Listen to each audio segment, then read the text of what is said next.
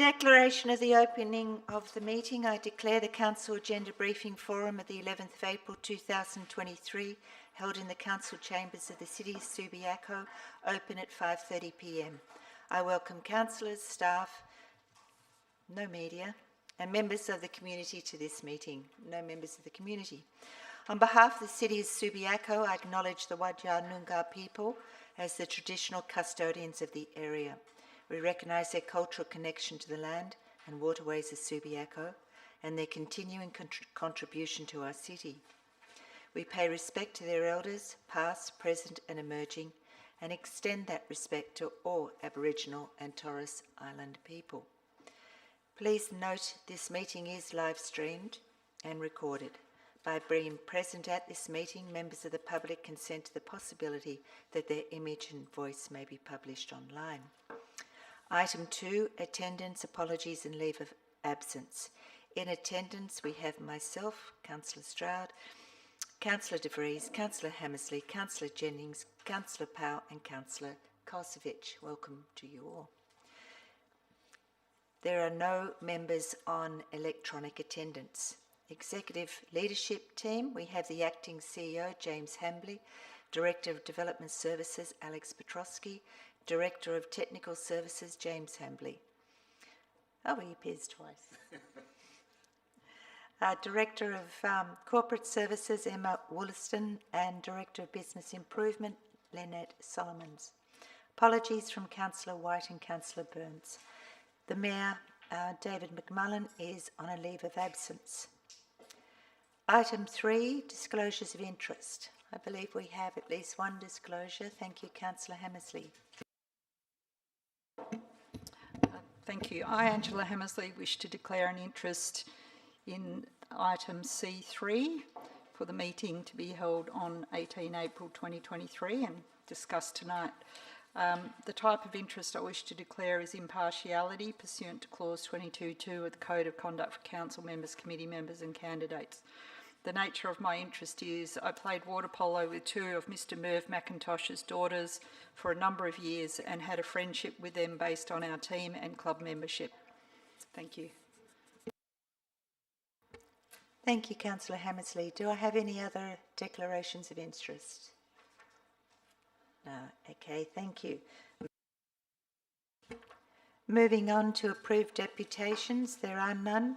Moving on to item 5, announcements by the presiding member. There is none. So now we move on to the officer reports. They are for discussion only. We have D1, Disability Access and Inclusion Plan for 2023 to 2028. Do I have any questions on this item? Thank you, Councillor Powell. Yes, look, just one quick question. Look, I read through the attachments and it seemed like we are meeting or achieving our goals in virtually every section.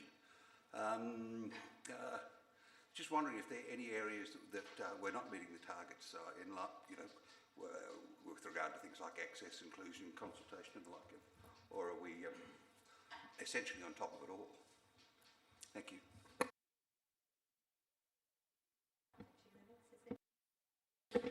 Thank you, and through you, presiding member, there are no areas of concern with our disability access and inclusion plan, and the reporting that comes back from the relevant managers is that we are generally on track with all the critical requirements.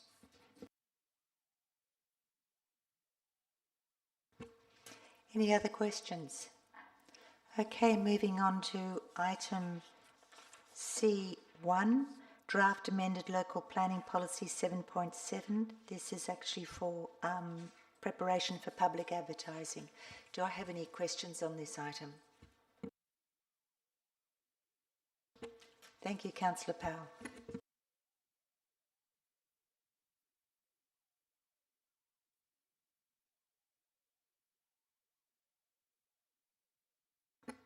Most of the changes seem to be fairly minor, more an updating of policy, especially in heritage-related areas. But are there any significant changes in this policy, in this plan policy?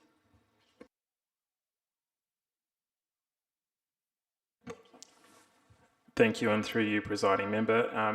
You're correct. It's just basically an update of the policy which was adopted by council in 2017. So there's been a number of changes to the state and local planning frameworks, and the changes reflect that. Probably the biggest change is the inclusion of a new exemption criteria relating to city managed events. That is just to, I guess, reduce red tape internally and to ensure such events can occur when they're planned. Do we have any other questions? Okay, thank you. Moving on to C2, award tender for the public Christmas decorations. Do we have any questions on this item?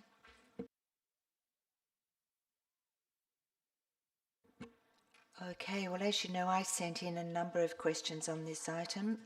So who is handling those answers? Thank you. Is it you? Thank you. Thank you.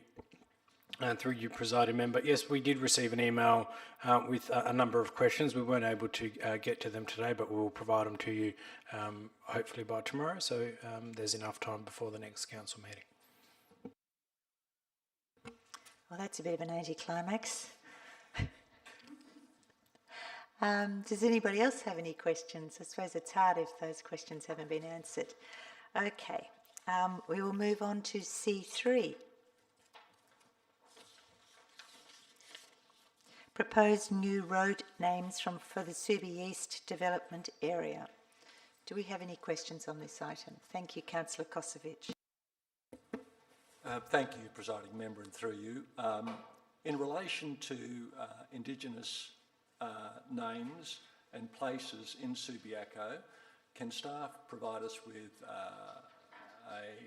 a number of, are there any particular Aboriginal names that we have in places and roads or around Subiaco? I'm not aware of any.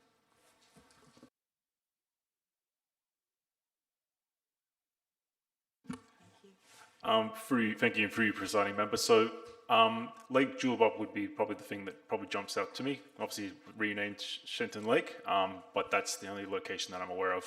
If you'd like more examples, we could go away and look at it, but that's the only one I can think of off the top of my head. And a follow-up question, if I may, please. The same question in relation to women, significant women in Subiaco, where places have been named after them. There are a number, I know, but can you do they compare favourably in terms of the gender as with men, as far as place names or street names, etc., go in Subiaco, please? Thank you, for you, presiding member. So obviously, I can only give you a rough approximation, but you're quite right that overall, the majority of names in Subiaco are from notable men associated with Subiaco.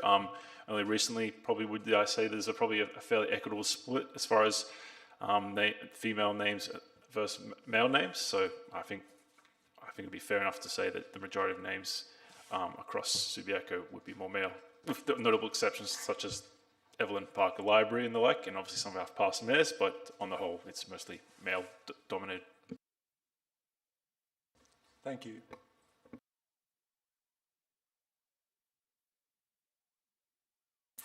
Okay, thank you, councillors. We'll move on to item,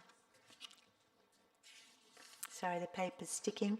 Item C4, the Western Australian Local Government Association Best Practice Governance Review, Stage 3 Final Report. Do we have any questions on this item?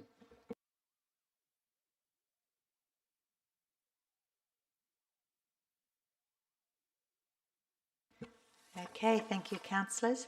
Moving on to the next item, which is C5, the Budget Review for March 23 on page 21. Do we have any questions? Thank you, Councillor Jennings. Thank you, Deputy Mayor.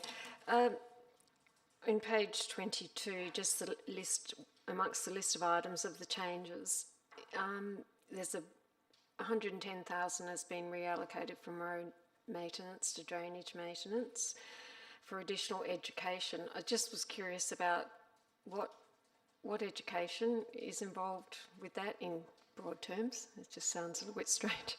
Thanks. Thank you, and for you, presiding member. Actually, that's a good catch, because that should actually read eduction as in suction, so cleaning up pits. So there's an A that shouldn't be there. So well picked up.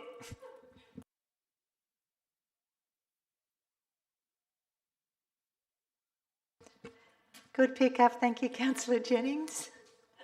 A very valued question for this evening.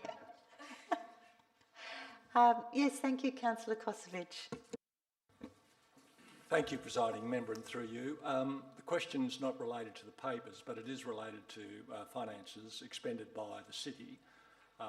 The Post ran a story during the week in relation to the costs incurred by the city. I think it was in the vicinity of $350,000. Is there an explanation that we can give to our community? And I understand it's the transition costs, but is there a general explanation about what those costs are and what they're likely to expect, where they're going to end up in terms of they're moving from one location to another with our new building at the Colonnade in Hay Street? Thank you. Yep. Thank you, through you, presiding member. I can certainly get you some more information on that. We do have some information on hand in terms of, and we have some information in our monthly finance report, you'll see in the next agenda item about, for example, the expenses that we had to expend under the emergency clauses. Those have now finished being expended, but there will have been some other expenses as well incurred in moving. So I can certainly take that one on notice and provide some more information.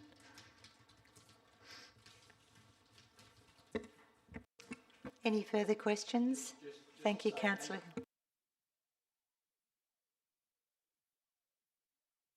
Thank you, Director Williston. I think it's important that we do have an explanation ready to go, given that that's a story that's been published, and I think we owe the community an explanation, just so that there's no alarmist attitudes out there about expenses incurred. Thank you.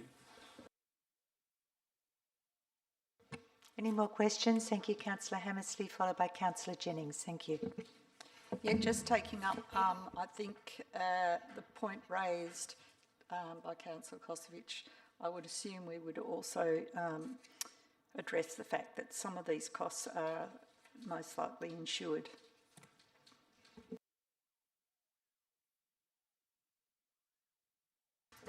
Yes, through you, presiding member, that's correct. Some of them are insured. So we are progressing that with our claim with our insurer, and we have confirmed that a number of the costs do respond to our insurance policy. Thank you, and through you, Deputy Mayor. This is probably a pretty basic question. Once again, one of the items on page 20, or two of the items, and one is a budget of $95,250 applied for fleet servicing. Then the next item, a budget of $247,000 has been allocated. Is there any difference? What's the difference between applied and allocated, or are they a difference without a distinction? Thanks. Through you, presiding member, I believe that they have the same meaning.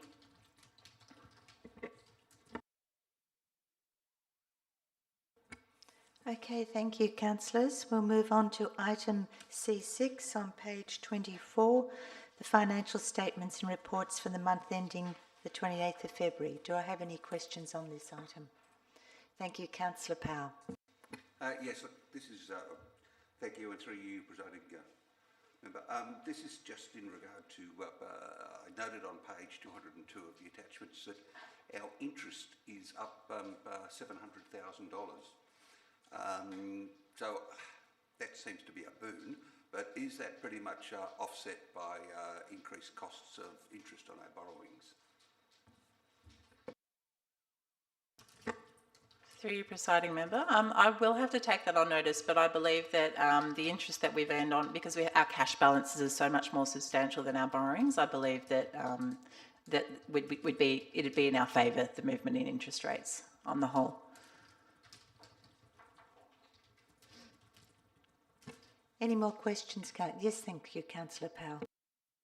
Sorry, thank you. And look, just on the following page on 203, just on the capital expenditure program, it seems to be that we're under spend on most of it when prices are rising. I was wondering why that might be the case.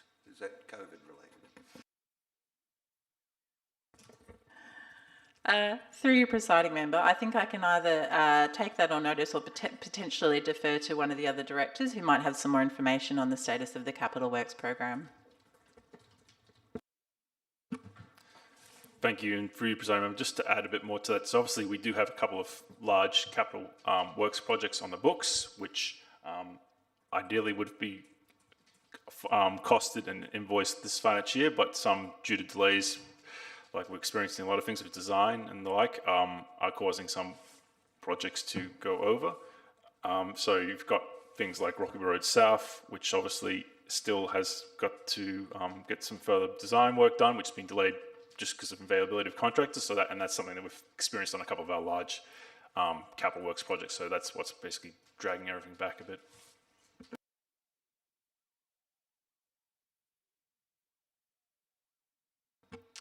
Okay, thank you. Any more questions? Thank you. Okay, we're moving on to agenda item 7, which means that really finishes the officers' reports and we have no reason to go behind closed doors. So now it's agenda item 8. I think we might be hitting a record here for the shortest meeting.